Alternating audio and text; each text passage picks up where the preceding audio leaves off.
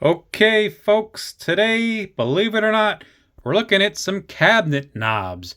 I guess you could say I've become addicted to cabinet knobs, and now I know them inside and out, and I can share with you my detailed information because some are brass and some are zinc, and they come in different shapes and sizes, come with different screws, and I also show you how to install them.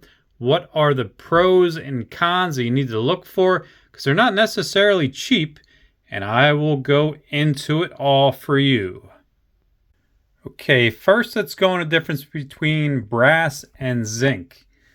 This is a brass knob, and if you feel it and hold it, you can tell because it's heavier, it just seems better quality, and they are more durable, more resistant to corrosion, and then they're going to cost you more, of course. So if you bought 4 of these, for example, they're about $20 on Amazon. And I will put the link in the description for all these knobs. Now these two to the right are zinc. Now zinc is still a good metal, but they are cheaper.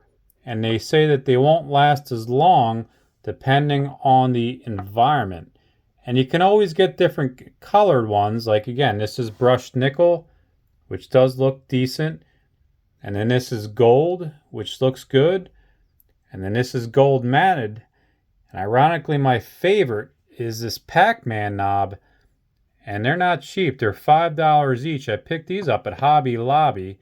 The rest of them are Amazon. And I do love it. But I only got 2 because they're $5 each. To make a set be like 30, 40 bucks. And then they all come with different screws. Like for example, the brass one comes with 2 gold screws, and I like how it's gold and matching.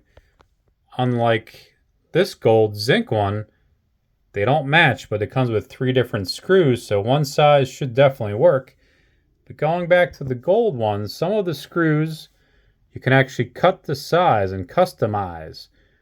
Now I guess you could just use a nice cutter and cut those. It might not look as clean or be as nice and neat, but it's an option. But I did find that the smallest size is usually the standard size, which does seem to work well.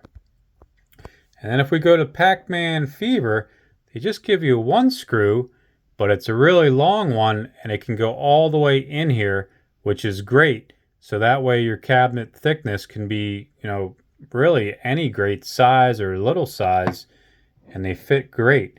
And I don't know what kind of metal this is, to be honest with you. But again, I got it at Hobby Lobby last year. Don't know if they still sell them. But I even saw that they made Pac-Man Ghost. So the Pac-Man and the Ghost ones. So really neat if you have a favorite cabinet. So let's go into some more details. So the next set of information would be the size. Size is very important for gripping. If you have big hands, there's no way you're going to be able to use one of these small knobs. It's just going to be very tough. So let's look at the biggest knob, and that is Pac-Man. Pac-Man measures almost 2 inches. It's about 1 3/4, right under 2, let's say. So that is actually really good. And then the second biggest knob is this one. And this one measures 1.25 inches about. And then these ones are really small. I already measured them, but they're both about the same. These are only 1 and 1.1 and 1 and 1.4 inch. So they're actually very small, harder to grip. For example, this one would be the hardest to grip because it's actually very smooth and flat. And that's a factor you want to consider. Now, if you're a female, you have smaller hands, you might want smaller knobs. If you're a guy or you're Italian, you're used to having big things, then you're going to want, bigger size knobs.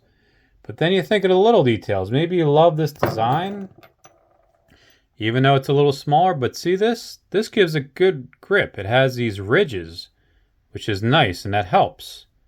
So then what's the other factor when you put these on opening and closing? Well, you need space between the knob and the cabinet. Now that's decent space, as opposed to this one, which actually has the smallest length. So that is a factor. And then these are actually medium length, although this has a thicker, fatter head. So there's just all these different details that you need to know when purchasing. And then another factor, look at the bottom of this. Can you see that it actually has like little spikes? So those are going to dig into your wood and create two little indentations. So then if you remove it and say install this knob, you're going to have a smaller bottom base and you're going to see those two little indentations on the sides. And I don't want to see that. So that's weird how that's the only one that has it. This one doesn't have the little indentations, little spikes that we create, I mean. This one doesn't. So again, factors to consider when buying knobs. And maybe you're going to redo your whole kitchen, so you're going to need to buy 10 to 20 knobs. So you really need to know what you're going to get. So I'm just going to show you some basic ways how to install these knobs. Okay, so now I'll show you how to install a knob, and it is pretty much the same for all. You're going to have a screw, you're going to have a knob, you're pretty much going to screw them in, and you're probably going to have to use a shorty screwdriver, but you can also hand tighten them to start, or if you have more room, you can use a bigger screwdriver. But what you're going to do is you're going to put the screw in the back jack, make sure you get the right size, the right length. Like I said, you can have different lengths for different projects. And let's pop the screw in, and you can see it only comes out a little bit, but that's all you need. And I'm just going to use my finger on the inside to hold it, and you can actually just turn it that way. And you can get it pretty tight if you want. And then you can use the shorty. You come in here, and then you tighten it with the shorty, and then you're actually good to go. Open sesame, and there you go. And like I said, you're going to want a wide grip if you're a man or if you have bigger hands, and you're going to want to have nice clearance. You know, that comes in handy. Open and close. So keep that in mind as opposed to the small ones. And I did already attach the small knobs. I'll show you those as well. So here's the knob lineup once installed. We got the Pac-Man Fever. And we got the gold Zinc. And then we have the other Zinc, although it's not showing too good on the camera. And that is the Zinced Brush Nickel. So you can see how all three of them look. And again, these ones are a lot smaller. You can open it. This has the better grip, like I said. This one's small too, and it hurts slightly because this is just thin. It's not as thick as that, and there's not as much grip. Not awful, but again, okay, better, and best. And we also had the gold wider flat one, which I didn't install yet. Okay, folks, so I think that's about it for the video. I hope you enjoyed it, and let me know in the comment section which knob is your favorite out of all four of these. I will put links in the description where you can purchase them. And again, knowledge is key, so hopefully you learned something. If you can give this video a thumbs up, I would definitely appreciate it. You know, give it a like, and if you haven't already, subscribe to my YouTube channel.